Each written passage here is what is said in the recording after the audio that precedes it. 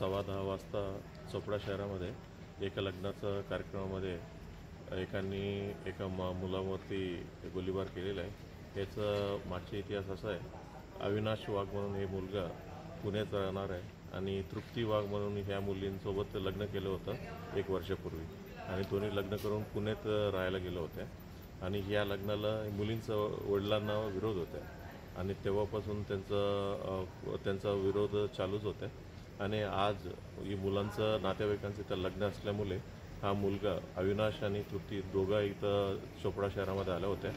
याविषयीचं माहिती या मुलींचा वडील किरण मंगलेला माहिती पडले होते आणि इथं शिरूरला राहणार असल्यामुळे शिरूरचा आणि चोपडाचा साधारणपणे अर्धा-पाऊण तासाचा रस्ता आहे, तो इथं आले आणि डायरेक्टली त्या मुलांवरती आणि मुलींवरती फायर केलेले होते आणि फायर केले की ते मुली स्पॉटवरच डेथ झाला, मुलांना जखमी झालेला आहे आणि जे आरोपी आहेत किरण मंगले त्यालाही देखील म्हणजे ते पब्लिकने पकडून मारहाण केलं होतं आणि किरण मंगले हा रिटायर्ड PSI म्हणून माहिती पडत आहेत, CRPFमधून रिटायर झालेला आहे आणि त्यांच्याकडे एक लायसन्स वेपन आहे, ते लायसन्स वेपनमधूनच त्यांनी फायर केला अशा प्रथमदर्शी माहिती पडत आहे।